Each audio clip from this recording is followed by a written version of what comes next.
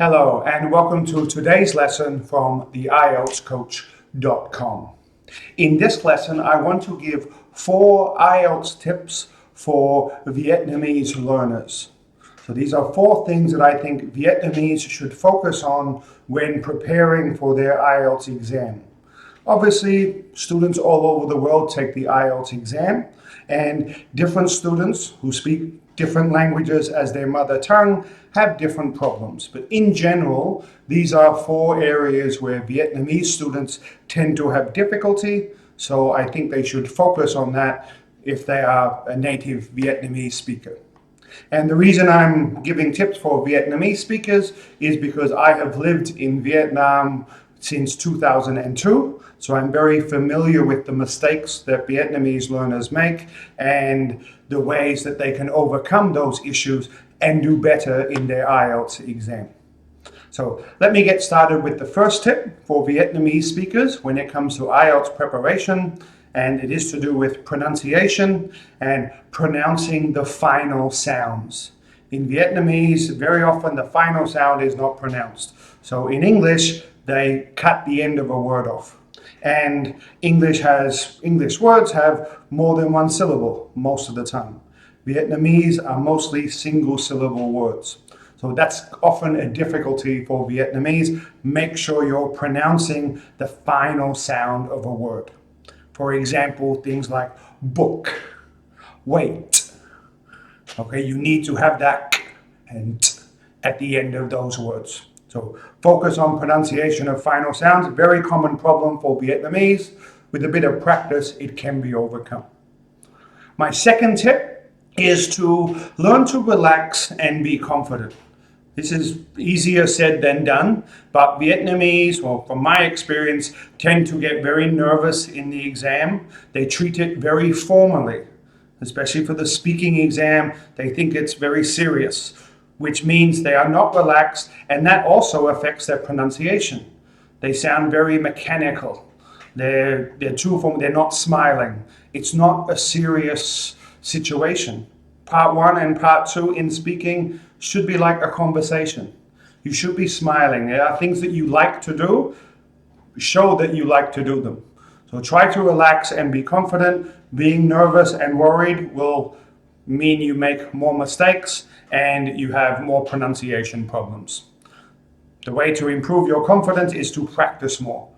If you do the work, if you do the homework, if you're prepared, you should be more confident on exam day. Next, use intonation and don't speak in a flat tone. Again, this is because in Vietnamese, it's a tonal language. Okay, you have different tones that are reflected in the words. In English, we have intonation, but the word is written without the tone mark. Intonation expresses meaning more than anything else. It expresses if it's a positive or a negative thing. If you're happy about something, your intonation rises. If you're sad or if it's serious, the voice goes down. So if you speak in a flat tone, it sounds very robotic. You're not showing any emotion. So make sure you have correct use of intonation. Be expressive, be enthusiastic. Have that stress on important words, like I just did.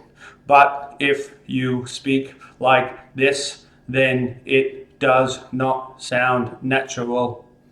It sounds like a computer. Okay, so you need to have that expression, you need to have that intonation, rhythm, and stress in your voice. That comes from listening to native speakers.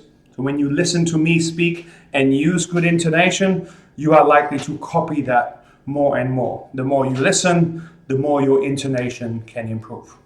And the final tip I want to give for Vietnamese learners today is to learn the differences between the letters, the pronunciation of letters. So the Vietnamese alphabet does follow the Roman script. They have a few extra letters and they are missing a few letters compared to English, but not all the letters sound the same.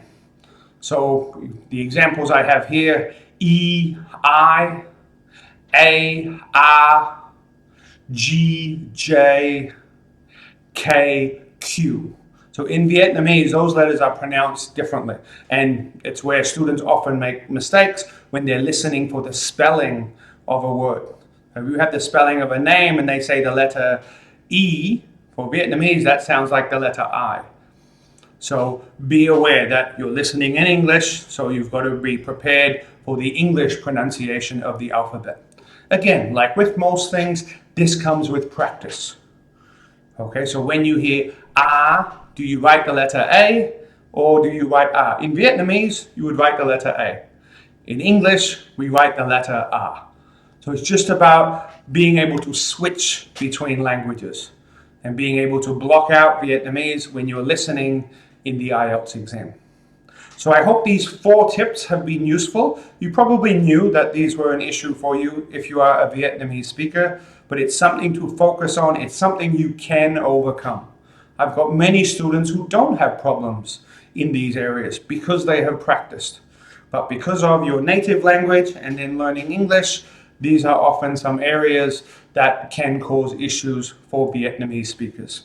So try to pronounce the final sounds, learn to relax and be confident, use intonation and don't speak in a flat tone, and learn the differences between the letters in English and Vietnamese pronunciation.